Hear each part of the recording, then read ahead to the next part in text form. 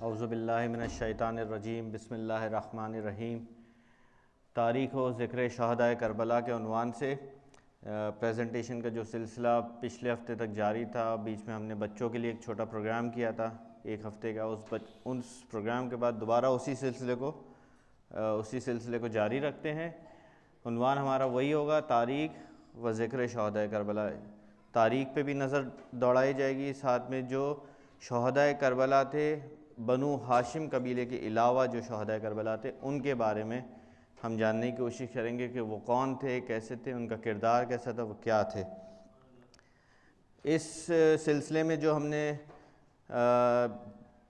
10 session ہو چکے ہیں اس کے پہلے، ان سیشنز میں ہم نے دیکھا تھا کہ امام حسین علیہ السلام نے پہلے مدینہ سے مکہ ہجرت کی، مکے میں جو ہے انہوں نے حج کا ارادہ کیا، پھر وہ حج کا ارادہ ملتوی کیا، ترک کر دیا، وہاں سے انہوں نے کوفہ کی طرف ہجرت کی۔ کوفے کا جو سفر تھا، مکہ سے کوفے تک کا سفر ایک منزل بمنزل سفر ہے۔ اس سفر میں مختلف منازل سے امام حسین یا ان کا قافلہ جو ہے وہ گزرا ہے۔ ہر ایک منزل کا ہم ذکر کرتے جا رہے ہیں، وہ کون سی منزل تھی، وہ کون سے واقعات تھے جو ان منازل پر پیش آئے تھے۔ سب سے پہلی منزل جو ہم نے یہاں پہ ڈسکس کی تھی وہ تھی صفوہ کی منزل، یعنی مکہ سے نکلتے ہی جو صفوہ کی پہلی منزل تھی، جہاں پہ فرزدق یعنی جو بہت بڑا شاعر تھا، وہاں امام حسین علیہ السلام سے اس کی ملاقات ہوئی تھی۔ پھر دوسری منزل تھی تنیم کی منزل تھی، تنیم جو کہ مسجد عائشہ یا مسجد تنیم کے نام سے بھی مشہور ہے۔ وہ جگہ آج بھی ہم دیکھ سکتے ہیں، لوگ حج اور عمرے کے لیے جاتے ہیں۔ وہاں عبداللہ ابن جعفر سے ملاقات ہوئی تھی، جہاں پر انہوں نے اپنے دونوں بیٹوں کو، اون و محمد کو امام حسین علیہ السلام کے حوالے کیا تھا، اور بی بی زینب کو انہوں نے وصیت کی تھی کہ یہ دونوں بیٹے ایک تمہاری طرف سے اور ایک میری طرف سے امام حسین علیہ السلام پر قربان کر دینا۔ تیسری منزل جو ہم نے دیکھی تھی وہ قادسیہ کی منزل تھی، جہاں پر جناب قیس ابن مسہر سداوی اسدی، جو کہ امام حسین کا خط لے کر کوفہ جا رہے تھے، انہیں گرفتار کیا گیا۔ حسین بن نمیر جو کہ ابن زیاد کی طرف سے وہاں پر فائز تھا، اس نے گرفتار کیا، وہ کوفے لے گیا اور وہاں انہوں نے جام شہادت نوش کیا تھا۔ اب اگلی جو منزل ہے اس کے بعد وہ ہے منزل زرود، چوتھی منزل زرود، جہاں پر زہیر ابن کین انماری بجلی سے ملاقات ہوئی تھی امام حسین علیہ السلام کی۔ زہیر ابن کین کون تھا؟ جب امام حسین علیہ السلام مدینہ سے مکہ حج کے ارادے سے وہاں پہنچے تھے تو زہیر بھی اپنے خاندان کے ساتھ حج کرنے کے لیے وہاں آیا ہوا تھا۔ امام حسین علیہ السلام نے حج کا ارادہ ملتوی کیا، ترک کر دیا، اور وہ کوفے کی طرف جب تائیدی خط انہیں حضرت مسلم بن عقیل علیہ السلام سے موصول ہوا، اس کے بعد وہ کوفے کی طرف ہجرت کرنا شروع کی۔ زہیر ابن کین نے حج ملتوی نہیں کیا اس وقت، اس نے اپنا حج مکمل کیا، اور پھر اس کے بعد حج مکمل کرنے کے بعد وہ کوفے کی طرف روانہ ہوا، لیکن وہ اپنے خاندان کے ساتھ تھا، چھوٹا سا قافلہ تھا اس کا، وہ بڑی تیزی سے سفر کر رہے تھے۔ امام حسین علیہ السلام کا قافلہ تھوڑا بڑا تھا، وہ آہستہ آہستہ کوفے کی طرف روانہ ہو رہا تھا۔ اب منزل زرود پر زہیر ابن کین سے ملاقات ہوئی۔ کیسے ہوئی ملاقات؟ اس ملاقات سے پہلے زہیر جو ہے عقیدے میں امام حسین علیہ السلام کے ساتھ نہیں تھا، یعنی وہ امام حسین علیہ السلام سے اگری نہیں کرتا تھا۔ جب یہ قافلے دونوں روانہ ہو رہے تھے یا ہو چکے تھے امام حسین، تو وہ کوشش یہ کرتے تھے کہ جہاں امام حسین علیہ السلام کا قافلہ ٹھہرتا تھا وہ اس سے ایک منزل پہلے ٹھہرتا تھا۔ اگر امام حسین علیہ السلام کا قافلہ تھوڑا سلو ہو جاتا تو وہ آگے چلا جاتا تھا، یعنی وہ ملنا نہیں چاہتا تھا، یا اس کا قافلہ جو ہے امام حسین، کیونکہ وہ اگنور کر رہے تھے امام حسین علیہ السلام کے قافلے کو، اور وجہ یہی تھی کہ عقیدہ میچ نہیں کرتا تھا ان کا۔ لیکن امام حسین علیہ السلام کی جو نظر تھی، نگاہ، وہ بہت دور اندیش تھی۔ انہیں پتا تھا کہ زہیر جیسے شخص کو ضائع نہیں ہونا چاہیے، زہیر ابن کین جیسے شخص کو ضائع نہیں ہونا۔ بہت بہادر انسان تھا، بہت شجاع تھا، بہت بڑا شہ سوار تھا، بہت ہی بڑا فصیح و بلیغ تھا، یعنی خطابت بہت اچھی کیا کرتا تھا۔ اپنی خطابت کے جوہر جو ہے وہ کربلا کے میدان میں بھی دکھائے۔ جس طرح سے ایک شب کے اندر یا چند لمحوں یا چند ساعتوں کے اندر حر کی زندگی میں تبدیلی آئی تھی، اسی طرح زہیر ابن کین کی زندگی میں بھی اسی طرح سے تبدیلی آئی تھی۔ وہ تبدیلی کیا تھی؟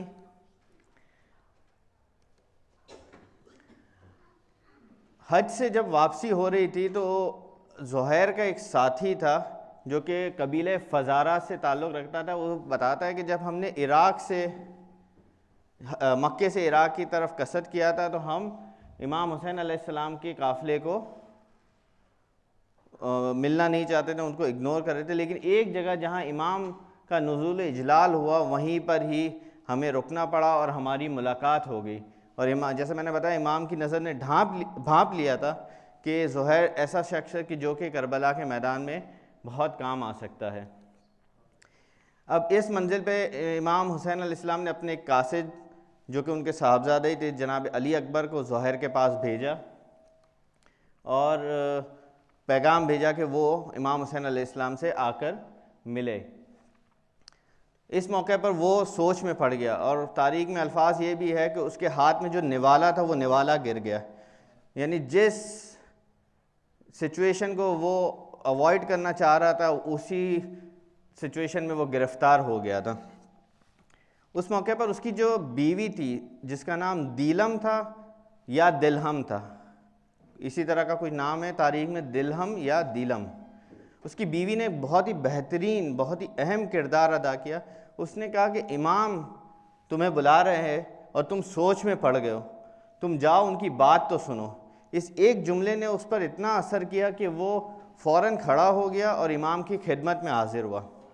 ان دونوں کے درمیان کیا گفتگو ہوئی یہ نہیں پتا، لیکن جب وہ وہاں سے لوٹا ہے تو اتنا حشاش تھا کہ وہ آیا اور اس نے اپنے قافلے کے لوگوں سے کہا کہ میرا خیمہ جو ہے یہاں سے اکھاڑ کر اصحاب حسین کے خیموں کے ساتھ نصب کر دو، میں امام حسین علیہ السلام کی نصرت کے لیے مرنے کو بھی تیار ہوں۔ یعنی جو گفتگو ہوئی اس کا میسج یہی تھا ان دونوں کے درمیان کہ امام حسین نے ان کو میسج دیا تھا کہ میں تو جا رہا ہوں مرنے کے لیے اپنی نصرت کے لیے، اور تم بھی راہ حق میں اگر مرنا چاہتے ہو تو میرے ساتھ ہو جاؤ۔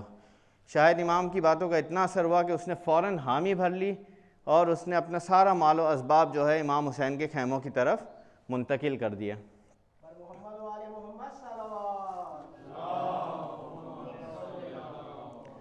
زہیر نے کیا فیصلہ کیا اس دوران؟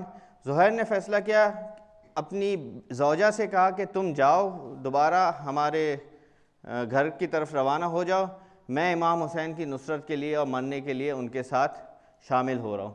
زہیر کی زوجہ نے اس موقع پر کیا فیصلہ کیا؟ دیلم نے فیصلہ کیا اور اپنے شوہر سے کہا کہ اگر تو فرزند علی کی غلامی کرے گا تو میں بھی بنت رسول کی نوکری کرنے کے لیے تیار ہوں، میں بھی ان کی نوکری کرنے کا شرف حاصل کرنا چاہوں گی۔ تو یہ کردار تھے ان دونوں کے، اس طرح سے ان کا زندگی جو ہے اس نے پلٹا کھایا اور کس طرح سے وہ راہ حق کی طرف گامزن ہو گئے۔ اب زہیر کون تھا؟ جیسے میں نے بتایا زہیر کی شخصیت کی بات کر رہا تھا میں، تو زہیر وہ شخص تھا کہ جو کہ بہت ہی بڑا فصیح و بلیغ تھا، جیسے میں نے بتایا خطابت بہت اچھی کرتا تھا، اور جس کا نمونہ یا اگزامپل اس نے کربلا کے میدان میں بھی بہت اچھے طریقے سے دیا ہے۔ بہت ہی بڑا فصیح و بلیغ خطیب تھا، بہت ہی بڑا گھوڑ سوار تھا اور بہت ہی بڑا بہادر تھا۔ یعنی کہنے کا مقصد یہ ہے کہ اس کے قول اور اس کے فعل دونوں میں شجاعت نظر آتی تھی۔ وہ اپنے الفاظوں سے بھی بہادری دکھاتا تھا اور اپنے عمل سے بھی جو ہے بہادری دکھاتا ہے۔ اس کی کچھ مثالیں میں آپ کو دینا چاہوں گا۔ یہ کتاب اصحاب الیمین جو کہ حضرت علامہ حسین بخش جاڑہ صاحب نے تصنیف کی ہے، میں نے ذکر کیا تھا کہ ہم اس سے استفادہ حاصل کرتے رہیں گے اس پریزنٹیشن کے دوران۔ کچھ اقتباسات ہیں جو کہ میں اس سے پڑھوں گا، اس پہ غور کیجیے گا، بڑے اچھے اقتباسات ہیں۔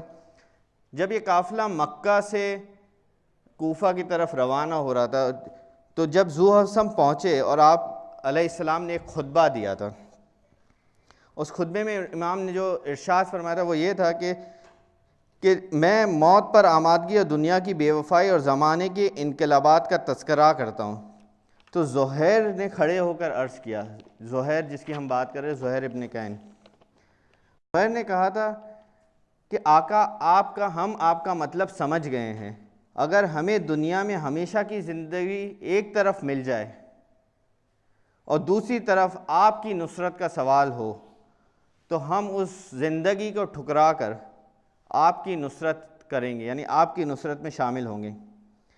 آپ علیہ السلام نے اس کے حق میں دعائے خیر کی تھی۔ شب عاشور کے موقع پر ایک درود بھیجیے گا بر محمد والے محمد صلی اللہ علیہ وسلم۔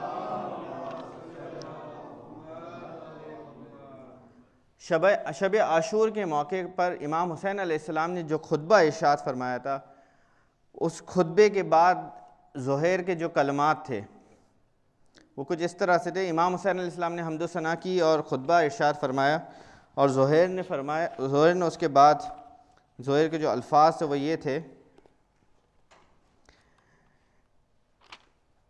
امام علیہ السلام کا یہ خطبہ سن کر صحابہ کے جسم کے رونگٹے کھڑے ہو گئے تھے۔ سب سے پہلے زہیر ابن کین نے کھڑے ہو کر دست بستہ عرض کیا، اے فرزند رسول، خدا کی قسم میرا یہ ایمان ہے کہ ایک مرتبہ قتل ہوں اور پھر زندہ ہو جاؤں اور پھر قتل ہو جاؤں اور 1000 بار زندہ ہو جاؤں اور پھر قتل ہو جاؤں تو مجھے اس کی کوئی پرواہ نہیں ہے، تاکہ آپ کو اور آپ کے عیال کو کوئی دکھ نہ پہنچے۔ یہ ہرگز نہیں ہو سکتا کہ آپ کو نرگہ عادہ میں تنہا چھوڑ دوں، اور خدا مجھے وہ دن نہ دکھائے جس دن میں ایسا کروں۔ جیسے میں نے بتایا کہ وہ بہت ہی بڑے فصیح و بلیغ خطیب تھے، اور دوسری بات جو میں نے بتایا، ان کے قول اور ان کے عمل دونوں سے شجاعت نظر آتی تھی۔ تو یہ ان کے خطابت ہے جو انہوں نے شب عاشور یا عاشور کے دن جنگ سے پہلے یا جنگ کے دوران فرمائے تھے۔ یہ ان کے قول نظر آتا ہے، ان کے فعل سے کس طرح سے نظر آتا ہے۔ ایک درود بھیجیے بر محمد والے محمد۔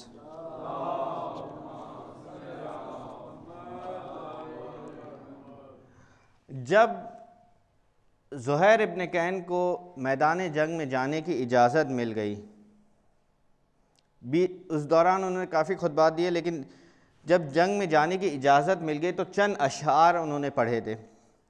ان اشعار کا جو متن ہے وہ میں آپ کے سامنے پڑھنا چاہتا ہوں۔ آپ علیہ السلام پر میرا نفس قربان ہو اے حسین کہ آپ ہادی و مہدی ہیں۔ آج میں شہید ہو کر آپ کے جد پیغمبر صلی اللہ علیہ وآلہ وسلم، علی مرتضیٰ علیہ السلام، حسن مجتبیٰ علیہ السلام، جعفر طیار شہید علیہ السلام اور آپ کی والدہ ماجدہ جناب فاطمہ الزہرا اور دیگر پاک بزرگوار ہستیوں کی خدمت عالیہ میں پہنچنے کو تیار ہوں۔ اس طرح وہ میدان جنگ میں پہنچے اور انہوں نے مردانہ وار جنگ کی اور جام شہادت نوش کیا۔ کل اس سے آگے جن منازل پر امام حسین علیہ السلام نے قیام کیا اور جو واقعات ہوئے تھے اس کے بارے میں ہم ذکر کریں گے۔ بر محمد وآل محمد صلوات۔